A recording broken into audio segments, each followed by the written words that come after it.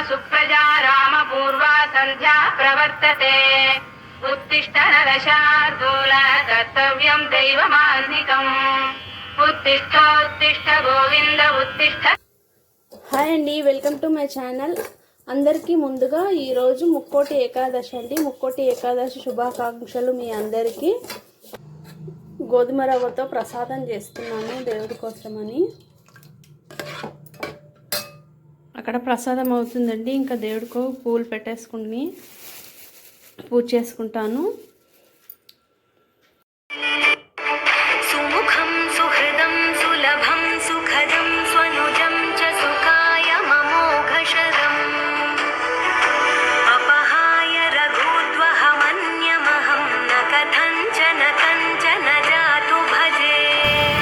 ఇంట్లో పూజ అయిపోయిందండి. ఇంకా గుడికి వెళ్దామని బయలుదేరాము. నేను మా పక్కింటి ఆవిడ వెళ్తున్నాము.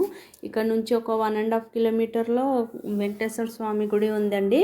చాలా పురాతనమైన టెంపుల్ అంట. నేను ఎప్పుడు చూడలేదు, ఇప్పుడే వెళ్తున్నాను. ఇది చూడండి, మా ఇంటి దగ్గర లేక్ ఉంది కదా, చుట్టుపక్కల అంతా చాలా బాగా పెట్టారు. చెట్లు అసలు చాలా పచ్చగా ఉన్నాయి. వాటర్ పోస్తున్నారండి బాగా, అందుకోసం అనేసి ఇలా పచ్చగా ఉన్నాయి. ఎండలు అయితే 2 రోజులు బాగా మండాయి, ఈరోజు కొంచెం తక్కువగానే ఉన్నాయి. మేము నడిచి వెళ్తున్నాము, అందుకనేసి చూడండి ఇలా ట్యాంకర్లతో తీసుకొచ్చి వాటర్ని పోస్తున్నారు. అందుకే చెట్లన్నీ చాలా చక్కగా పచ్చగా ఉన్నాయి. సాయంత్రం పూట చూస్తే మాత్రం చాలా అందంగా అనిపిస్తుంది. ఇక్కడ ఈ చెరువు దగ్గర చూడండి, ఆ ఎండింగ్ వరకు చూడండి ఎంత అందంగా. చూడండి, గుడికి దగ్గరలో వచ్చాము. చుట్టూ ఆవులు కూర్చొని ఉన్నాయి. చాలా పెద్దగా ఉందండి గుడి. బయట నుంచి చూస్తేనే చూడండి ఎంత పెద్ద గోడ ఉందో. ఇదంతా ఇటు కాకుండా మెయిన్ రోడ్ వైపు కూడా ఉంటుందండి గుడి. చూడండి, ఇది ఎంత పెద్ద గేట్ ఉంది బాబాయ్, ఇంత విశాలంగా ఉందండి. లోపలికి వెళ్ళగానే ప్రశాంతంగా అనిపిస్తుంది. చింతకాయ చెట్టు అండి, ఇదంతా వాకిలండి. గుడి లోపలికి కూడా వెళ్దాం పదండి.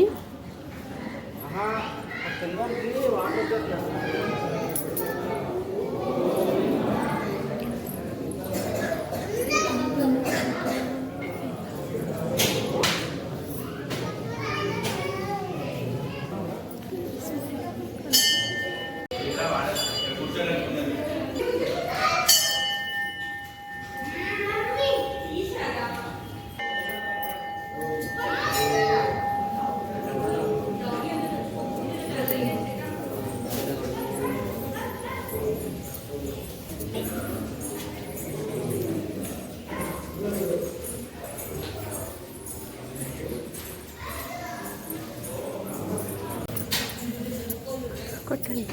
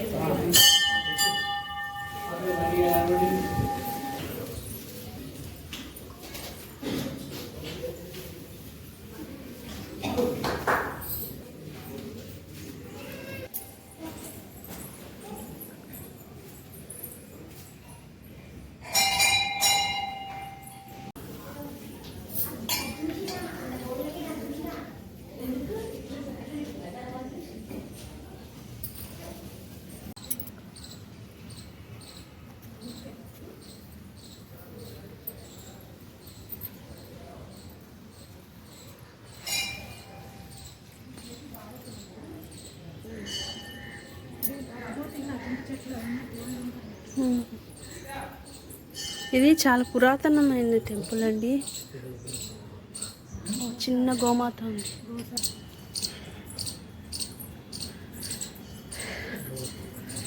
ఇది ఎన్ని ఇయర్స్ ముందుది అని ఉందా అండి అక్కడ ఏమన్నా రాసి? చాలా పెద్ద గుడి అండి.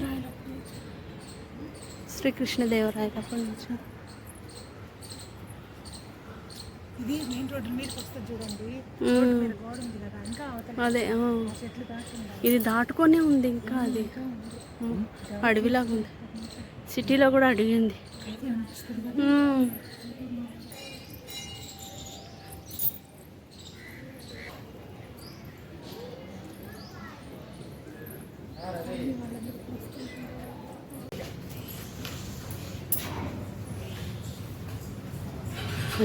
చూశారు కదండి, గుడి ఎంత విశాలంగా చాలా పురాతనమైందండి, చాలా బాగుంది.